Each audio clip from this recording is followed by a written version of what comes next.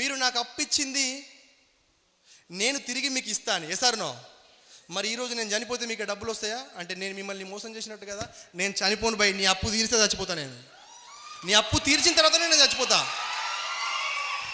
నువ్వు టైం ఇవ్వకపోతే ఇప్పుడు నా దగ్గర డబ్బులు లేవు, 2 సంవత్సరాల తర్వాత ఇవ్వకపోతే మీరు ఏమన్నా చేయండి, కానీ చనిపోవడం మాత్రం నేను చనిపోను అని చెప్పి స్ట్రాంగ్గా.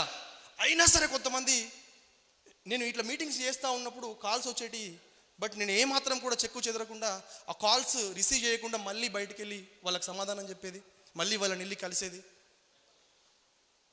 ఇలాంటి టార్చర్స్ మధ్య ఈ బిజినెస్ను స్టార్ట్ చేసిన మా భార్య మెడలో ఉన్నటువంటి బంగారం కూడా అమ్మేసి ఫీల్డ్ ఖర్చు చేసి,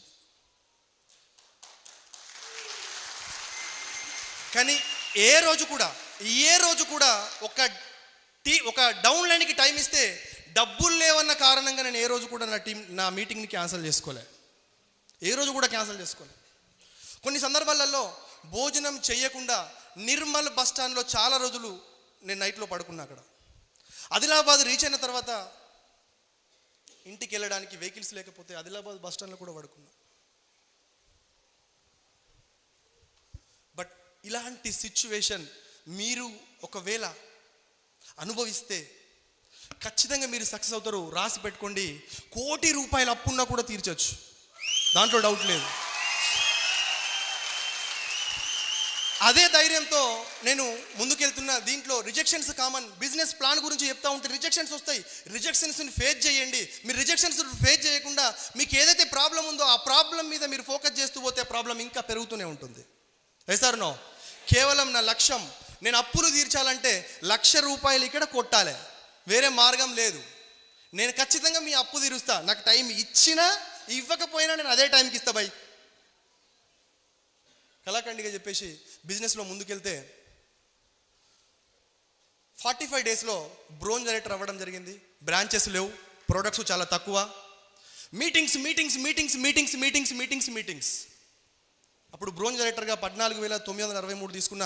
నెక్స్ట్ మంత్ నేను స్టార్ట్ చేసింది జనవరిలో. ఎసార్నో? ఫిబ్రవరిలో బ్రోంజ్ డైరెక్టర్ అండ్ మార్చ్ 92 రూపాయలు.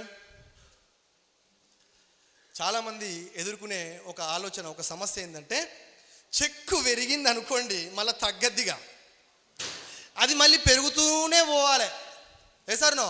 ఇలాంటి ఆలోచనలు ఉన్న వాళ్ళు ఒక్కసారి చూడండి. నా నెక్స్ట్ మంత్ ఏమైంది? చెక్ ఏమైంది? ఇక బిజినెస్ నుంచి వెళ్ళిపోతారా? ఇక కంపెనీ డబ్బు అన్నట్ట. అర్థమవుతుందా? మీ చెక్కు చూడండి ఒకసారి. నెక్స్ట్ మంత్ మళ్ళీ 4,462 రూపాయలకు పడిపోయింది. బట్ ఇక్కడ నేను ఏం చెయ్యాలనేది నేర్చుకుంటున్నా. ఎందుకు అప్పుడు బ్రోంజ్ డైరెక్టర్లో చెక్ అంత వచ్చింది, సిల్వర్లో మళ్ళీ ఎందుకు పడిపోయింది? సిల్వర్ అండ్ ఎబో మనం ఎప్పుడైతే ప్రమోషన్ తీసుకుంటామో ఎల్ఓబి మీద పనిచేయాలని అర్థమైంది. ఎక్కడ పనిచేయాలి? ఎల్ఓబి మీద పనిచేయాలి. అప్పుడు చెక్కు పెరుగుతుంది. అది సిల్వర్ నుంచి మళ్ళీ అక్కడ క్వాలిఫికేషన్ అనేది తగ్గింది. బ్రోంజ్ డైరెక్టర్కి పడిపోయింది, 4,462 రూపాయలు వచ్చింది. సార్ సిల్వర్ అయినాక బ్రోంజ్కి ఎట్లా పడిపోయింది సార్? సిల్వర్ అయినాక మీరు సిల్వర్గానే ఉంటారు బై, కానీ మన యొక్క ఏదైతే వాల్యూమ్ ఉంటుందో బ్రోంజ్ వాల్యూమ్ వస్తే బ్రోంజ్ వాల్యూమ్ డబ్బులు కట్టిస్తారు. 2,000 ఒక పీవీ కంటే ఎక్కువ వస్తాయి. అర్థమైందా? ఒక్కసారి ప్రమోషన్ తీసుకుంటే ఆ ప్రమోషన్ అలానే మెయింటైన్ అవుతుంది. నెక్స్ట్ 5,833, నెక్స్ట్ 7,822, నెక్స్ట్ 9,821, 9,486 రూపాయలు. ఒక్కసారి నా ఇయర్లీ ఇన్కమ్ని మీరు ఒకసారి చూడండి. ప్రతిదీ కూడా మీకు అక్కడ చూపించడం జరుగుతుంది. మీరు రియలైజ్ అవ్వండి, కనెక్ట్ అవ్వండి, ఏం జరుగుతుందో మీకు క్లియర్గా అర్థమవుతుంది. నెక్స్ట్ 8,661, 19,411 నవంబర్లో అండ్ మళ్ళీ డిసెంబర్లో 15,000కు పడిపోయింది. Good morning. కానీ ఇక్కడ జూలైలో స్టార్ డైరెక్టర్ అవ్వడం జరిగింది. స్టార్ డైరెక్టర్ అయినా కూడా నా ఇన్కమ్ ఎంత ఉంది? 7,822 రూపాయలు ఉంది. నువ్వు సిల్వర్ అయినా, నువ్వు గోల్డ్ అయినా, నువ్వు స్టార్ అయినా, నువ్వు క్రౌన్ అయినా, కేవలం నీ ఇన్కమ్ పెరిగేది ఎల్ఓబి మీద. కొంతమంది ఫీల్ అవుతూ ఉంటారు. స్టార్ డైరెక్టర్ కాగానే కొంతమందికి 8,000 చెక్ వస్తుంది. ఫీల్ అవ్వాల్సిన పని లేదు, ఎల్ఓబి మీద పని చేయండి. నాకు అప్పుడు అర్థమైంది.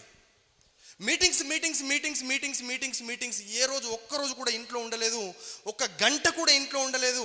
మొత్తం ఇంటి దగ్గర పనులన్నీ మా మిస్సెస్ చూసుకుంటుంది. ఎక్కడన్నా ఫంక్షన్లు ఉంటే మా మిస్సెసే వెళ్తుంది. నిజంగా ఆమెకు హ్యాట్స్ ఆఫ్, థ్యాంక్ యూ, ధన్యవాదాలు. మీ అందరి ముందర నేను ఆమెకు థ్యాంక్స్ చెప్తున్నా.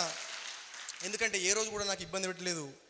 ఇప్పుడు ఈ బిజినెస్ స్టార్ట్ చేసిన వాళ్ళు ఎవరైనా వైఫ్ అండ్ హస్బెండ్ వస్తే వినండి, భార్య బిజినెస్ చేస్తే భర్త సపోర్ట్ చేయండి, భర్త బిజినెస్ చేస్తే భార్య సపోర్ట్ చేయండి. ఇంట్లో ఉన్నటువంటి భార్యకు నేను చెప్తున్నా ఏంటంటే, ఖచ్చితంగా ఇక్కడ బిజినెస్లోకి వచ్చిన తర్వాత టైం దొరకదు. కావాలని ఇంటికి ఏం తీసుకురాకపోవడం జరగదు, టైం దొరకదు. మీరు చెప్పినవన్నీ మేము మర్చిపోతాం 100%. మర్చిపోము, కానీ టైం దొరకక షాపులు మూసేస్తారు కాబట్టి తీసుకురాలేము. సార్నో కాబట్టి అర్థం చేసుకోండి, మీరే ఆ చిన్న చిన్న పనులు చేసుకుంటే కనుక మీ హస్బెండ్స్ ఇక్కడ విజృంభిస్తారు. నెక్స్ట్ అక్టోబర్, డిసెంబర్, ఇక్కడ నవంబర్లో కార్ తీసుకోవడం జరిగింది, బ్రీజా. నవంబర్ 11వ తారీఖు రోజు బ్రీజా కార్ వచ్చింది, 10,20,000 వర్త్. నవంబర్ 2008 నా చెక్ వచ్చేసి 19,411 ఉంది. ఒక్కసారి నా 1 ఇయర్ టోటల్ ఇన్కమ్ ఒకసారి ఎంత వచ్చిందో చూద్దాం. వెస్టేజ్ బిజినెస్ స్టార్ట్ చేసిన తర్వాత ఫస్ట్ ఇయర్లో టోటల్గా ఫస్ట్ మంత్ నుంచి, జనవరి మంత్ నుంచి డిసెంబర్ మంత్ వరకు క్యాల్కులేట్ చేస్తే 1,19,154 రూపాయలు. కానీ ఇక్కడ ఎక్స్పెన్సెస్ నేను క్యాల్కులేషన్ చేసుకున్న, ఫస్ట్ డే నుంచి ఇయర్ ఎండింగ్ వరకు నా ఎక్స్పెన్సెస్ ఎంత అయింది అని క్యాల్కులేషన్ చేస్తే 50,000 రూపాయలు అయింది. ఎంతైంది? ప్రతి ట్రైనింగ్, ప్రతి మీటింగ్ నా టీం ఇందుగలదందు